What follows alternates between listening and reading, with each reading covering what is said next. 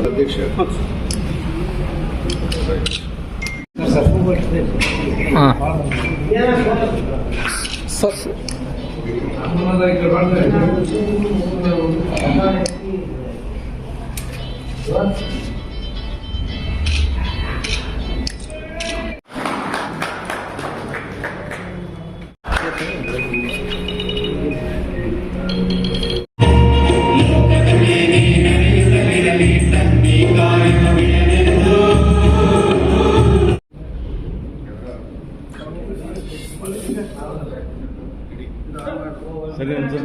ರಾಜು ರಾಜು ರಾಜು ರಾಜು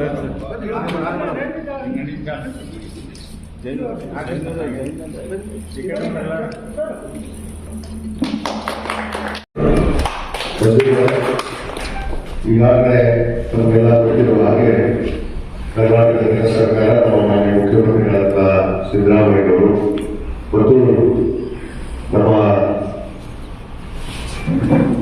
ಕೃಷಿ ಇಲಾಖೆಯ ಸಚಿವರಾದಂಥ ಸನ್ಮಾನ್ಯ ಚಂದ್ರರಾಜ ಸ್ವಾಮಿಯವರು ನಾವೇನು ರೈತರ ಒಂದು ಬೇಡಿಕೆಯನ್ನು ಇವತ್ತು ಹೋಗಿದ್ದರಿಂದ ರೈತರಲ್ಲಿ ಇವತ್ತು ತೊಂದರೆ ಬೀಳಿರುವ ಕಾರಣ ಒಳ್ಳೆ ಮಳೆಯಾಗಿ ಒಳ್ಳೆ ಬೆಳೆ ಬಂದಿರುವ ಕಾರಣ ಇವತ್ತು ಬೆಂಬಲ ಬೆಲೆಯನ್ನ ಇವತ್ತು ರೈತರು ಮತ್ತು ರೈತ ಸಂಘಟನೆಗಳ ಪರವಾಗಿರುವಂತಹ ಎಲ್ಲ ಸಂಘಟನೆಗಳು ಇವತ್ತು ಒತ್ತಾಯವನ್ನು ಮಾಡಿವೆ. ಆ ಒತ್ತಾಯಗಳನ್ನು ಇವತ್ತು ನನ್ನ ಸರ್ಕಾರ ಕೂಡ ಯಾವತ್ತೂ ಈ ರಾಜ್ಯದಲ್ಲಿ ನಮ್ಮ ಸಿದ್ದರಾಮಯ್ಯ ಸರ್ಕಾರ ಕಾಂಗ್ರೆಸ್ ಪಕ್ಷದ ಅಧಿಕಾರ ಬಂದಿದೆ. ಅವರಿಗೆಲ್ಲರಿಗೂ ಕೂಡ ಸರ್ವಾಂಗೀಣ ಅಭಿವೃದ್ಧಿ, ಅದು ಯಾವುದೇ ರೈತ ಇರಲಿ, ಸಣ್ಣ ಪುಟ್ಟ ಕಾರ್ಮಿಕರಿರಲಿ, ಯಾವುದೇ ವರ್ಗಕ್ಕೂ ಕೂಡ ಅನ್ಯಾಯ ಆಗದಂತೆ ಇವತ್ತು ಒಂದು ಜಾಗೃತವಾದ ಸರ್ಕಾರವನ್ನು ನಡೆಸುವಂತ ಕೆಲಸ ಯಾರಾದರೂ ಮಾಡಿದ್ರೆ ಅದು ನಮ್ಮ ಸರ್ಕಾರ, ಸನ್ಮಾನ್ಯ ಸಿದ್ದರಾಮಯ್ಯ ಸರ್ಕಾರ ನಮ್ಮ ಅದನ್ನು ನಾನು ಹೇಳಬೇಕಾಗುತ್ತೆ. ಯಾಕಂದ್ರೆ 2013 ಕೂಡ ನಾವು ರೈತರಾದಂಥ ಎಲ್ಲ ರೈತರಿಗೆ, ಯಾಕಂದ್ರೆ ಅವರ ಪರಿಸ್ಥಿತಿ ಅನುಗುಣವಾಗಿ ಎಲ್ಲ ರೈತರು ಬೆಳೆದಂತ ಬೆಳೆಗಳಿಗೆ ಜೋಳ ಬೆಳೆಗಳು, ಕಡಲೆ, ಹೆಸರು, ತೊಗರಿ, ಉಳ್ಳಾಗಡ್ಡಿ, ರೈತರು ಯಾವುದೇ ಬೆಳೆಯನ್ನು ಬೆಳೆದ್ರು ಕೂಡ ಆ ಬೆಳೆಗೆ ನಾವು ಬೆಂಬಲ ಬೆಲೆಯನ್ನು ಕೊಡುವಂತ ಕೆಲಸ ಮಾಡಿದ್ವಿ. ಬಹುತೇಕದಲ್ಲಿ ಕೇಂದ್ರ ಸರ್ಕಾರದ ಯಾವುದೇ ಪಾತ್ರ ಇರಲಿಲ್ಲ ಕಳೆದ ಬಾರಿ. ಈ ಬಾರಿ ಇರೋ ಕೇಂದ್ರ ಸರ್ಕಾರ ಕೂಡ ಇವತ್ತು ಕೆಲವಷ್ಟು ಸಹಾಯಸ್ಥವಾಗಿ ಇವತ್ತು ಮುಂದೆ ಬಂದಿದೆ.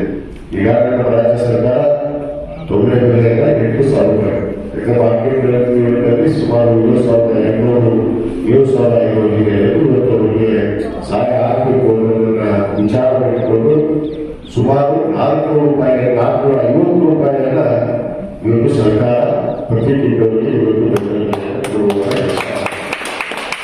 ಅದು ಅಲ್ಲದೆ ನಮ್ಮ ರೈತರು ಈಗಾಗಲೇ ಕಡಲೆ ಕೂಡ ಬೆಳೆದಿದ್ದಾರೆ. ನಮ್ಮ ವಿಶೇಷವಾಗಿ ಉತ್ತರ ಕರ್ನಾಟಕ, ಬಾಗಲಕೋಟೆ, ಬಿಜಾಪುರ, ಈ ರಾಯಚೂರು ಮತ್ತು ಕಲಬುರಗಿ ಈ ಕಡೆ ಬಂದರೆ ಸ್ವಲ್ಪ ಕಲಬುರಗಿ ಕಡ್ಲಿ ಬೆಳೆಯುವಂತ ರೈತರು ಜಾಸ್ತಿ.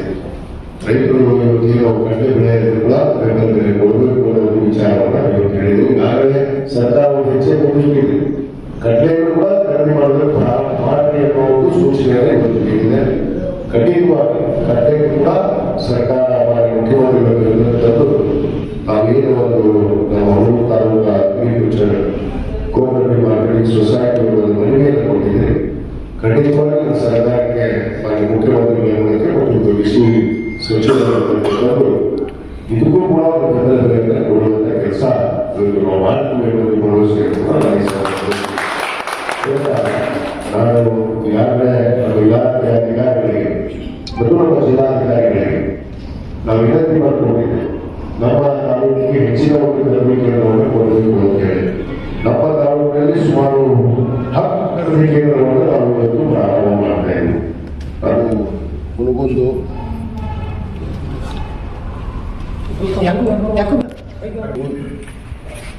ಗಂಗವಾಡಿ, ಹಿರಿಯರಾಪುರ, ಹುಲಿಯಾಳ, ಸುಳಿಬಾವಿ, ಮೂಗೂರ, ಕೂಡಲಸಂಗಮ, ಅಮರಾವತಿ ಮತ್ತು ಕರಡಿ, ಈ ಎಲ್ಲ ಸುಮಾರು 10 ಕೇಂದ್ರಗಳು ಈ ಜಿಲ್ಲೆಯಲ್ಲೇ. ಬೇರೆ ಕಡೆ ತಾಲೂಕಲ್ಲಿ 1 ಕೇಂದ್ರಗಳನ್ನು ತೆಗೆದ್ರೆ ಹುಡುಗೂರು ತಾಲೂಕಿನಲ್ಲಿ 10 ಕೇಂದ್ರವನ್ನು ನಾವು ಪ್ರಾರಂಭ ಮಾಡ್ತೇವೆ. ಇದರ ಉದ್ದೇಶ ಇಷ್ಟೇ, ನಮ್ಮ ರೈತರಿಗೆ ಯಾವುದೇ ತೊಂದರೆ ಆಗಬಾರದು, ಅಲ್ಲಿ ಕೃಷಿ ಮತ್ತು ಸರ್ಕಾರಿ ಸಂಘಗಳ ಅಲ್ಲೇ ಒಂದು ಖರೀದಿ ಕೇಂದ್ರವನ್ನು ಪ್ರಾರಂಭ ಮಾಡಬೇಕು ಅನ್ನೋ ಉದ್ದೇಶದಿಂದ ಇವತ್ತು ಮಾಡಲಾಗಿದೆ. ಅದರ ಸಮೀಪವನ್ನು ನಮ್ಮ ರೈತರು ಪಡ್ಕೋಬೇಕು.